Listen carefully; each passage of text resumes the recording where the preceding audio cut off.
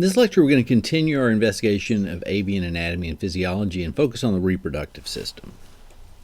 So let's look at the male gonads first. So we saw a figure like this in the last lecture talking about the excretory system. So here we're seeing in brown the kidneys, the paired kidneys. And associated with the top of those, we have the paired testes. The testes actually change in size seasonally, so during the reproductive phase they grow considerably, and then they regress during the non-breeding season to save energy and also nutrients, and also a little bit of weight. Of course, the testes are the site of sperm production, and then the sperm is delivered to the cloaca by the deferent duct, shown here, running parallel to the ureter. Sperm in birds, it has the typical pattern associated with a head and tail region. There is a phylogenetic pattern that passerines tend to have this kind of corkscrew pattern associated with their spermatozoa, and the non-passerines have the more typical morphology. Once the sperm is delivered to the cloaca, it produces what is called a cloacal protuberance, and this is primarily to keep the sperm cool. As you know, mammals during the reproductive season have their testes descended in scrota to keep them cool, because sperm just do not do well at high heat, and birds, remember, have really high body temperatures, and so they have to store their sperm prior to mating in an area as close to the skin as possible, close to the outside as possible, so that it can provide a little bit of cooling. And so that's what causes this protrusion of the cloaca, called the cloacal protuberance. The cloacal protuberance can also act as a pseudo-phallic structure. There is no true phallic structure seen in most birds, but this just does provide just a little bit of a structure that can allow contact between the male cloaca and the female cloaca. And this is something, if you're ever working with birds in the hand where you capture them, you can tell the breeding season by looking at the presence and size of the male cloacal protuberance to indicate whether they're mating or not. As I mentioned, most birds do not have a phallic structure. There are some exceptions to that. The penis, where it is seen, is derived from the lymphatic system. That's what actually causes it to engorge with fluid. It can be seen in the anseriforms, so ducks and geese, and one of the most extreme versions of this is in the Argentine lake duck, closely related to our ruddy duck in North America. This is what is pictured here. It's also seen in the ratite, so for example an ostrich. The only passerine that I'm familiar with that does have a phallic structure are the buffalo weavers. Copulation in most birds is a very quick event. So it's sometimes referred to as a brief cloacal kiss. So the cloaca of the male everts, makes contact, but both the cloaca evert, both the female and the male cloacal protuberance make contact, and we're talking just seconds, just a few seconds. So in bee eaters, one of the species I studied, we would see copulation quite a bit, and usually it was about 4 seconds. Now moving on to the female gonads. Well, I say female gonads, but really it's usually just one. Usually they only have the left ovary. We see that the right ovary has been secondarily lost, likely as a consequence of trying to maintain a relatively lightweight body for flight. Like the testes in males, there is seasonal growth and atrophy. With the coming of the breeding season, the ovary grows greatly in size and then atrophies during the non-breeding season. So what I want to do now is kind of walk down the female reproductive tract and show you how an egg develops. So we'll start off with looking at the ovary itself, and we can see that there are different follicles at different stage of development of their associated ova. The most important step that occurs during the maturation of a follicle is the deposition of yolk. So this is where the nutrients that are going to be needed for the young to develop within the egg are deposited. And the amount of yolk we'll see varies depending on the developmental type and the size of the egg, but in most passerines we're talking about a 4 to 5 day period of yolk deposition. Now the yolk deposition occurs during day and night, and you can actually see rings in the yolk depending on when that yolk was deposited. And this is pretty much due to metabolic differences in the female during those time periods. During the day when she's active, she has higher metabolism, she's actually laying down richer yolk, so it has this yellow appearance to it and has more lipids primarily. Now at night, there's a thinner layer because less is deposited, and it's also less rich yolk, and that shows up as a white layer. The yolk itself, as I mentioned, is composed of lipids, but it also contains proteins. Certain immune factors are going to be important for helping the young fight off infections early on during development, including carotenoids.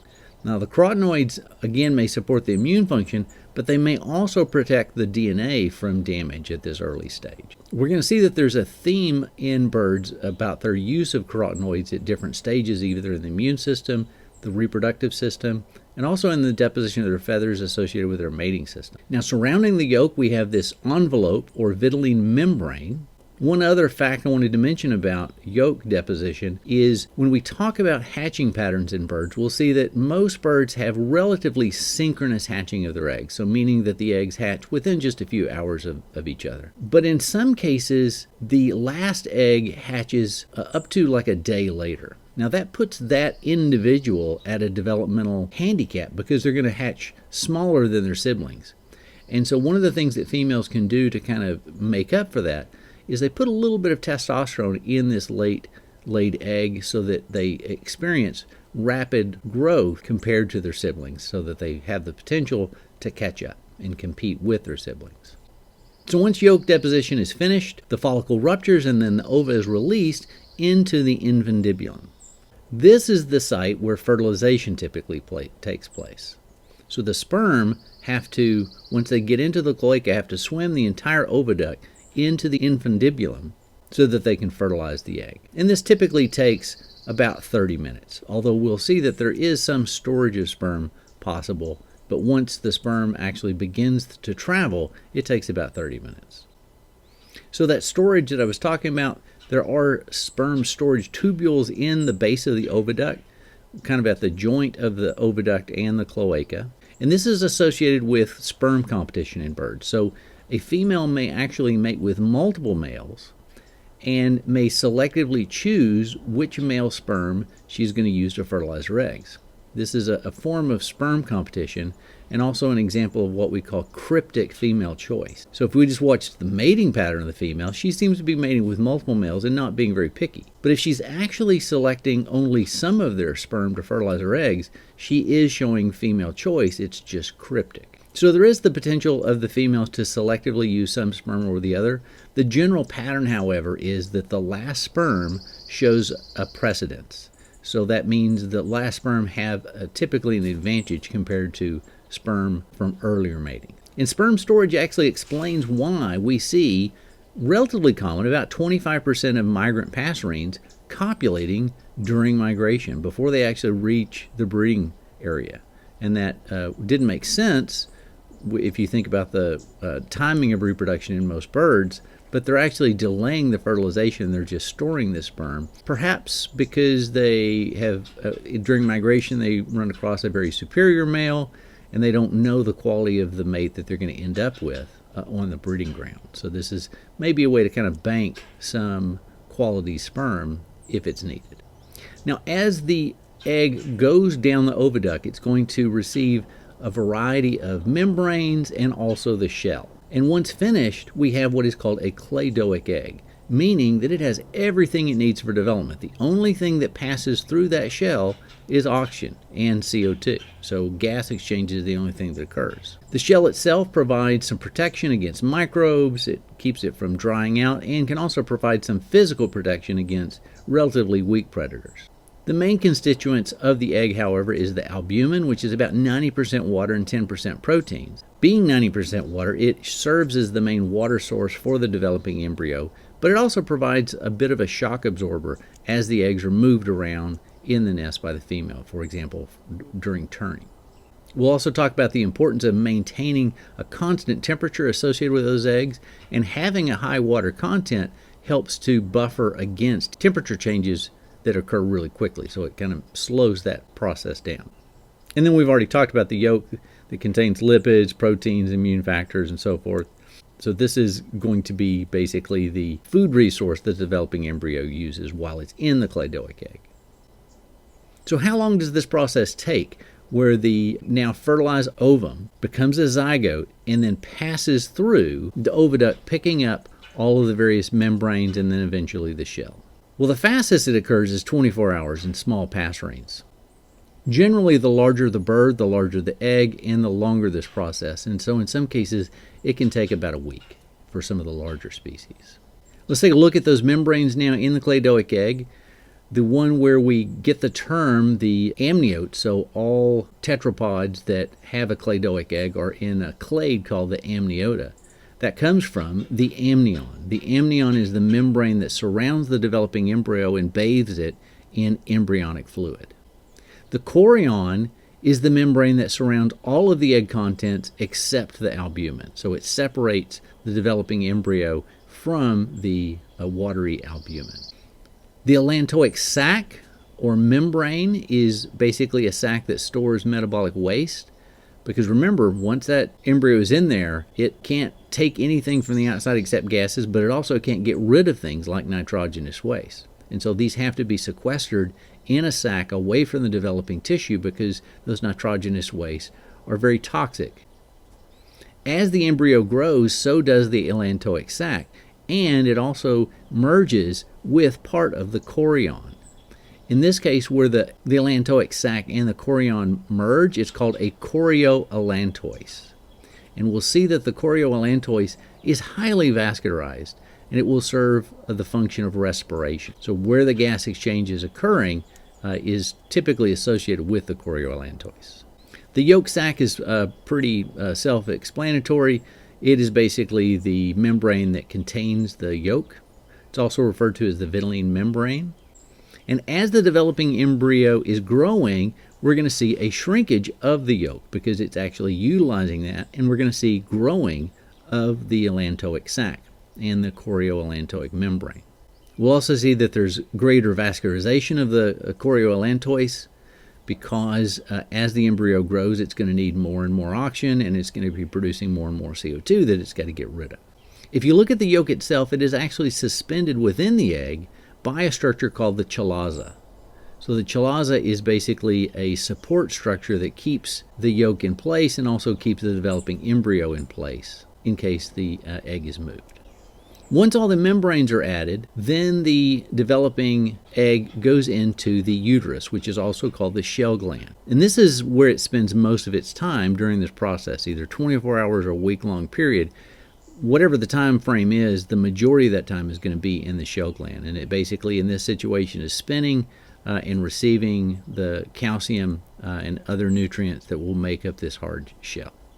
Let's look a little more about the shell itself. As I mentioned, the shell provides protection from outside breakage, from infection by microbes, and the structure of the palisade level that we've seen here in blue. This isn't the best diagram of it. It's kind of looking like they're bullet shaped, but imagine it's a little bit more pie shaped, such that the outside of these right in this region, where it's near this external layer, are a little wider than the pointed end here.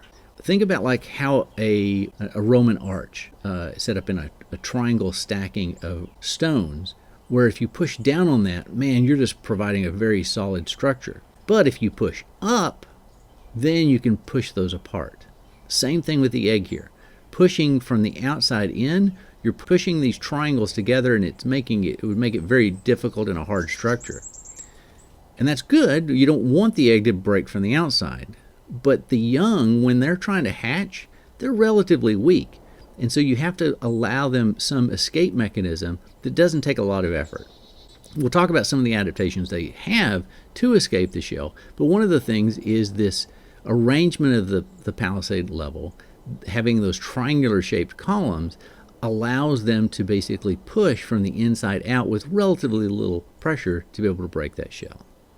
So as you all know, the shell is mainly composed of calcium, but embedded among these calcium structures are collagen-like fibers and deposits of magnesium and phosphate. Now these are going to add some strength to the eggshell, but it turns out that the latter, if you add too much magnesium and too much phosphate, you actually weaken the eggs. So a little bit can go a long way. Some of you have heard about DDT. DDT led to what was called eggshell thinning syndrome, particularly seen in top predators like bald eagles, peregrine falcons, but also seen in pelicans.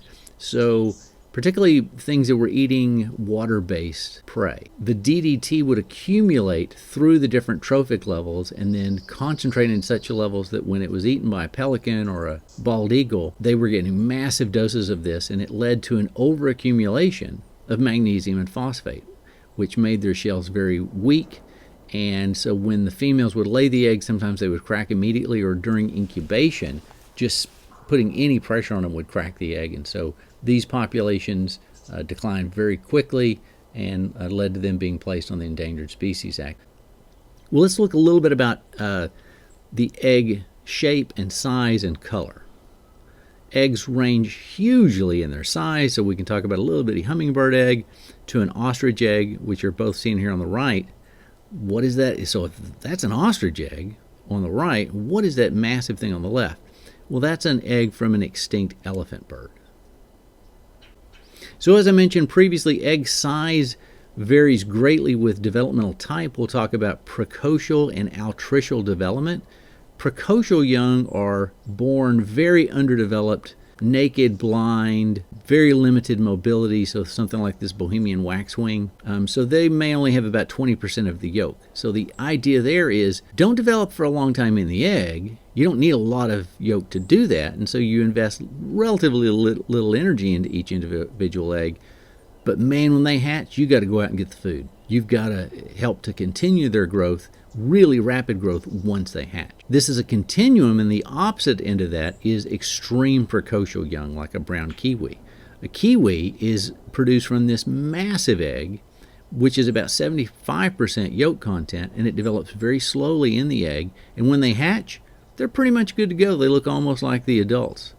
So that's a precocial pattern of development. So not only are these eggs have a higher yolk content, but generally they're just much bigger eggs as well. When you talk about egg shape, there are adaptive reasons for different egg shapes. They range from almost perfectly spherical to what are called piriformis, or kind of pear-shaped eggs. And there are different, as I mentioned, different benefits for each. So associated with strength, volume, surface area, and the potential to roll out of a nest. So for example, this egg here in the center, it looks kind of like a ping pong ball. That is actually a blue-tailed bee-eater nest that I found in Taiwan. Put a coin next to it so you can see the scale. That's a typical photographer's trick. But when you're traveling, you don't always have coins that are of known size. So just to let you know, that's about the size of a quarter.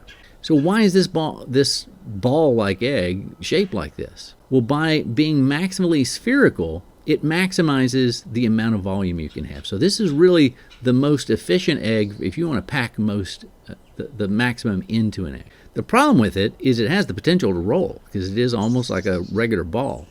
But the way bee-eaters nest, they nest in these cliff faces that are dug into as cavities into these cliff faces, and they're kind of downward sloping, and the end kind of in a pocket, so there's no way they're going to roll out, and so that's not really an issue. On the other hand, if you look at something like what we see here in these murre eggs, shown up here in B, they are showing what is called a piriformis egg shape.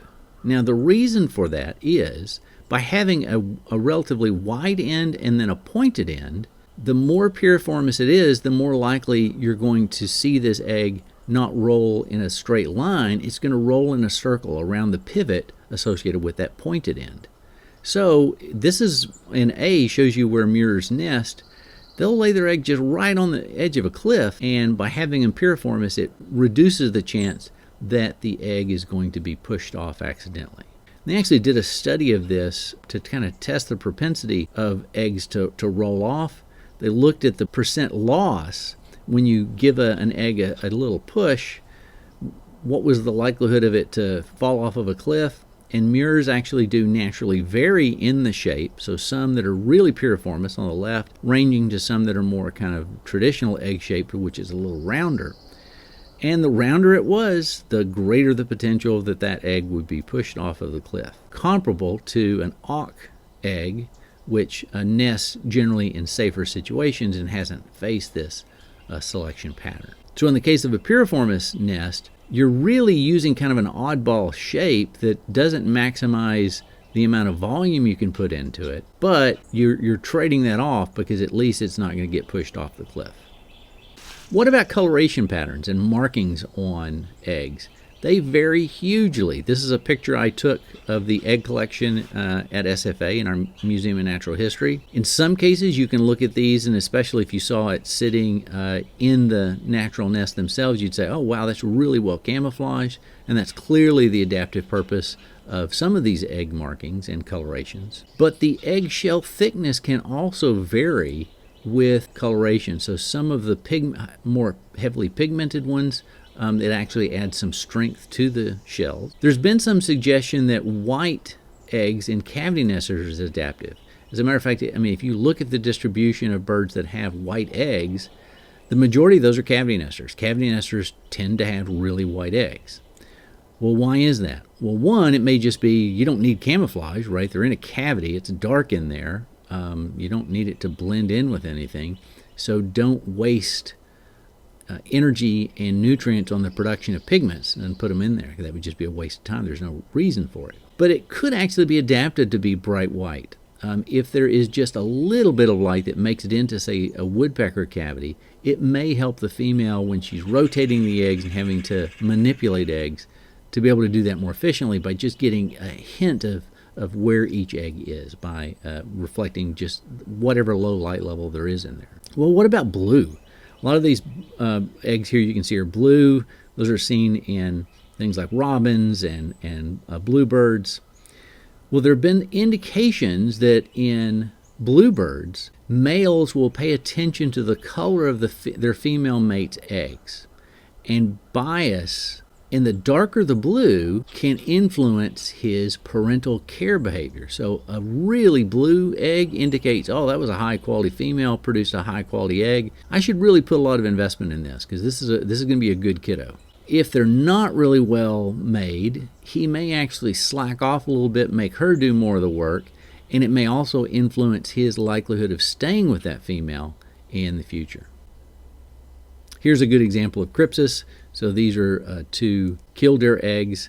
Not really the best example of this. I've seen even better examples of camouflage ones. I think these are killdeer eggs. They look very killdeer-like, but they're probably some charabriform. Charabriforms, that's another interesting thing. They tend to lay their eggs in fours. Not four at a time, but in a clutch.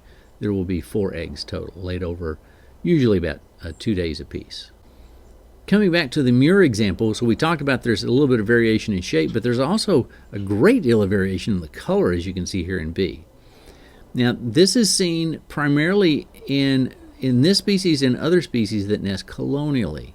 One of the behaviors we'll talk about that sometimes you see in colonial species is females will lay eggs into their own nest, but occasionally they'll try to sneak a few eggs into the nest of their neighbors. This is what we call intraspecific brood parasitism.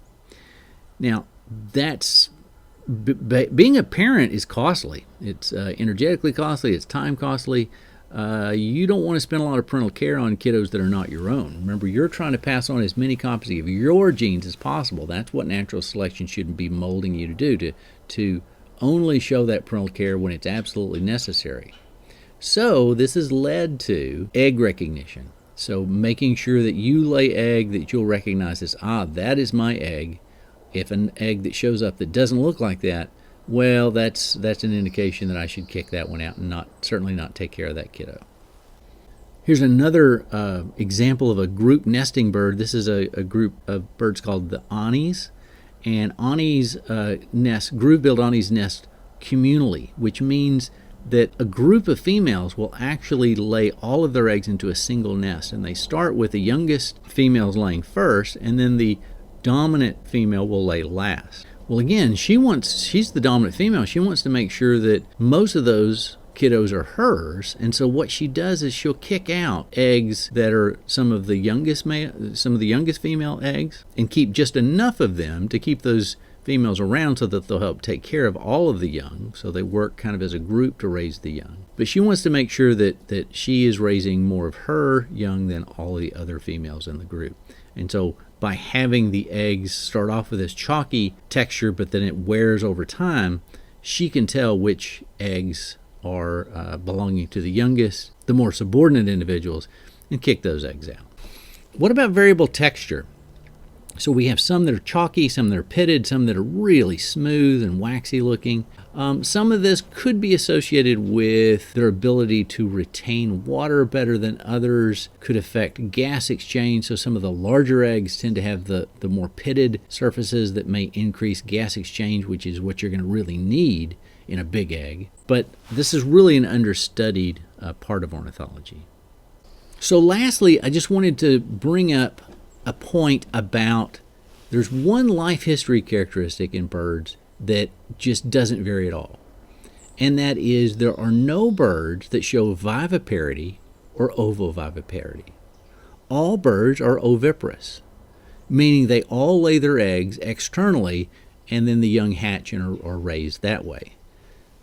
Remember, ovoviviparity is where you have an egg, but you just retain it inside and it hatches inside and then you give live birth.